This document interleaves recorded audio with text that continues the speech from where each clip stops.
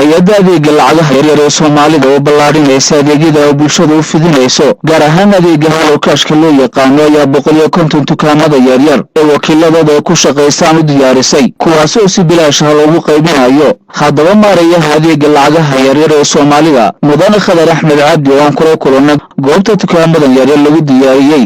ayaa wax ka weydiinay ujeedooyinka ay u qaybinayaan. waxaan maanta halkan ku diyaarnay guryo yaryar oo aan ugu talagalay shaqo abuurka inaan kaga qayb qaadano dhalinyarada loo shaqo abuurayo iyadoo guryaha yaryar ay u dhisan garsiin si adag oo tayadooduna fiican tahay qofkuna uu isticmaali karo ujeedooyin kala duwan oo aynan ahayn kaliya inuu isticmaalo HelloCash ee uu dukaan yar ka dhigan karo alaab yar dhigan karo dhalinyarta bila camalkaana ay macnaheedu intaan u qaybino ay macnaheedu shaqo abuur ka helayaan waxay guryahan yaryari macnaheedu ilaa hadda 150 mid baan sameynay waxaan ugu talagalay inaan ka sii badino ajenteeyadan soo xulanayna wakiilada dadka ugu fiican kuwa horta leh hadda bilowga ana sidoo kale waan ka qayb gelinaynaa marka guud ahaan waxaan ugu talagalay inaan shaqo abuur ugu sameeyno dhalinyarta bila camalka ah si macnaheedu shaqalaanta iyada lafteeda looga qayb qaato xilligan xaaladaha adag lagu jiro oo macnaheedu COVID-19 ka shaqalaanta ay badatay muhiimadda kale ay leedahay waxa weeyaan inaanu abuurno jawi aan lacag la kala qaadanaynin maadaama adeegga HelloCash inaan ballaarino oo dardar gelinaan damaanay inaan lacagtii la istaabsiinayo maadaama xanuunka istaabsiinta lagu kala qaadayo inaan macnaheedu dadku ay lacag isu soo diraan oo mobilka wax lagu kala gato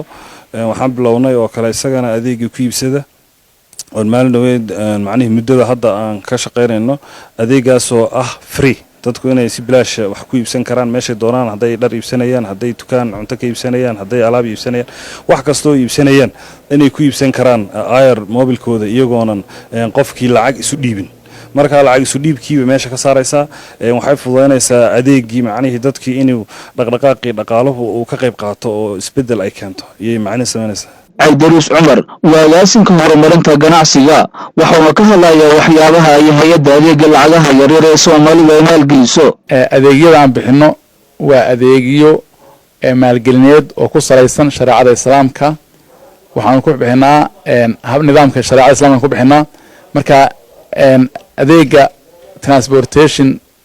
loan ayaa jira ama transportation financing waa mid jira oo dadka oo aan gaadiidka u iibino ama bajaaj ha ahaato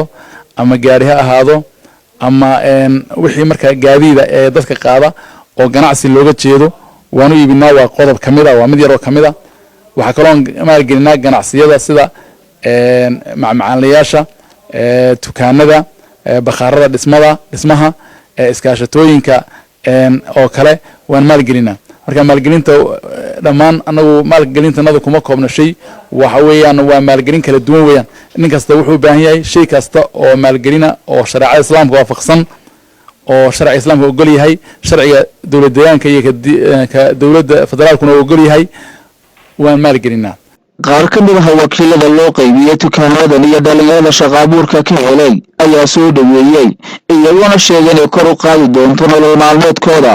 waxaan ka shaqeeyaa meherdan oo la yiraahdo Kuncil Shop anana warkayn baa la keenay birtan oo la igu yiri abaalmarin baad u heshay birtan warkiisiin marka hay'adda microfinance HelloCash aad bay ugu mahadsan yihiin wax lacag laga qaadin lama filaan baa laga dhigay anuun ogeyn oo la keenay birta wallahi nolosha maalintii horta waan ku maareynaa maalin 500 600 700 maalinba wax fiican inaga soo baxaan intaan meelaha iska jooglaan inay groupin lahayn shaqo abuur baan loo sameeyay wakiil baa bilaash nalagu furay akoon baan loo furay aad iyo aad baan u mahadcelinaad hay'adda microfinance HelloCash aniga wiil aan walaalanahay weeyaan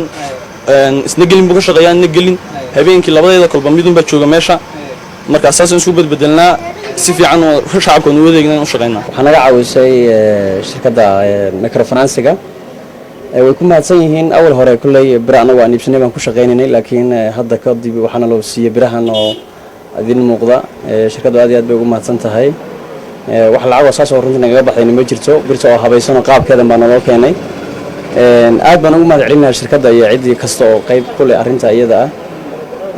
anana waan shaqeynaa si fiican baan u shaqeynaa bulshada iyo cid kasta oo maaragtay noo baahata gabagabadii mas'uuliyiinta hay'adda adeega lacagaha yaryar ee Soomaalida ayaa waxay sheegeen in arrintan ay ugu leeyihiin sidii kor loogu qaadi lahaa adeegyada ay bulshada u fidiyaan